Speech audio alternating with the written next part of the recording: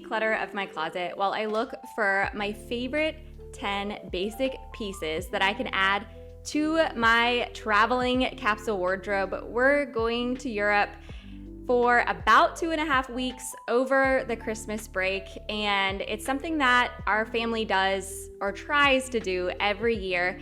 I've been decluttering my closet for several years now. It's actually where I started my minimalist journey because I felt the most control over it. I felt control of what I wore, and yet I also found that clothing was the most frustrating thing in my home, especially at that time. With a closet full to the brim of clothes, I still found that I had nothing to wear, and I just couldn't understand it.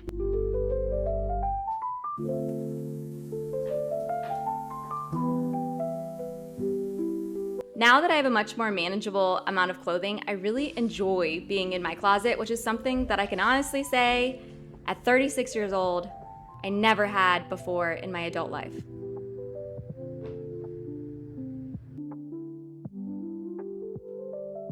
Whenever we pack, and I would suggest this for you too, if you are traveling this season, it's a great opportunity to do a quick clothing edit. As you are looking for your favorite pieces, the pieces that you never reach for should start to stand out to you. Those pieces that may look beautiful, but then again, they never come out of the closet. I like to call those clothing decoration. And while they are beautiful, and sometimes in our dreams they're the best pieces of clothing we own, it just isn't something that we're wearing. And so really all it is taking up our beautiful and tiny, finite amount of storage.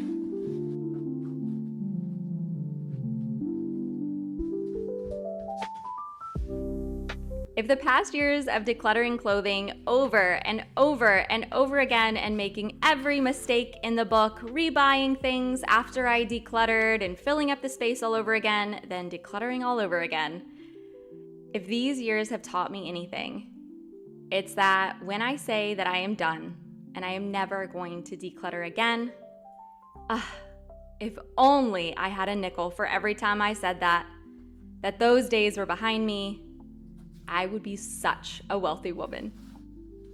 I do firmly believe that minimalism has helped me understand something very important. And that is that we all have different thresholds for clutter. You might go in a friend's house and feel immediately overwhelmed, where they are completely content. The opposite is very much true. And yet you feel like you're at the point where you don't need to declutter. Fortunately, thank goodness, you don't have to worry about what other people think if you don't want to.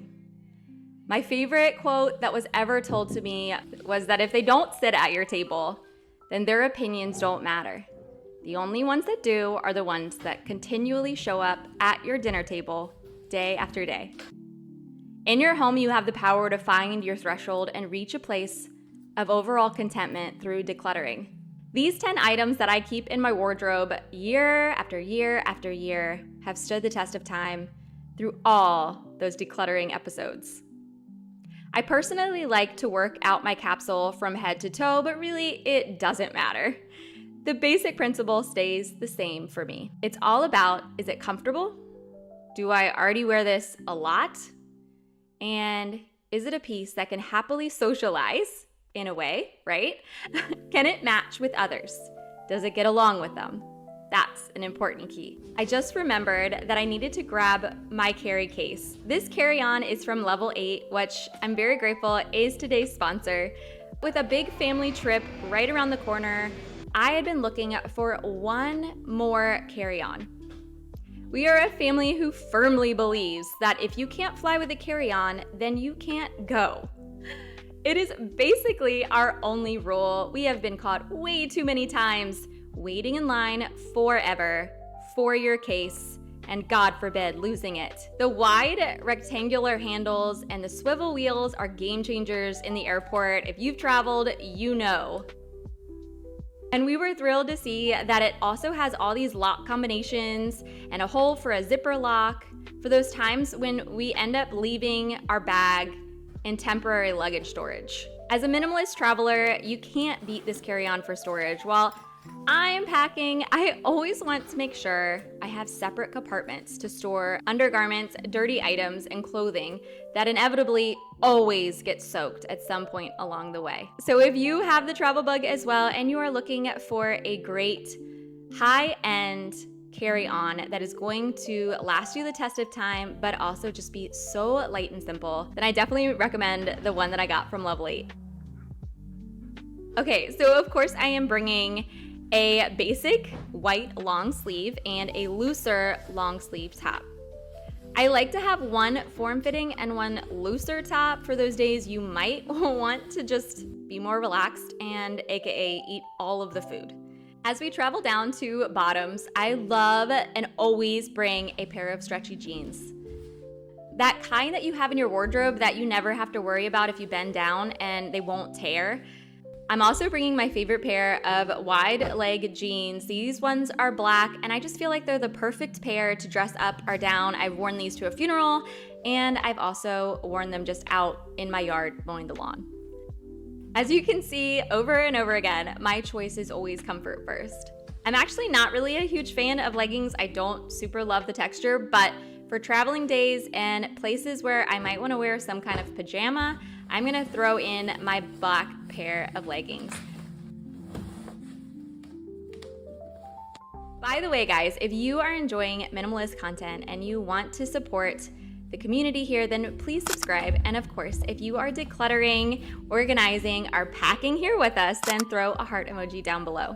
Okay, now we've finally reached my favorite part of the video. I started this tradition on our very first European backpacking trip when my husband and I went through Europe with just a backpack for 30 days.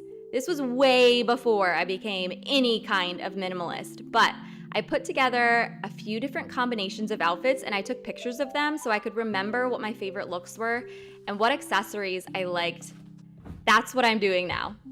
This is a great idea, whether you're traveling or you just want to create an easier morning. I love looking back at my different outfit combinations, even after the trip. It often reminds me how little I really need to feel completely content.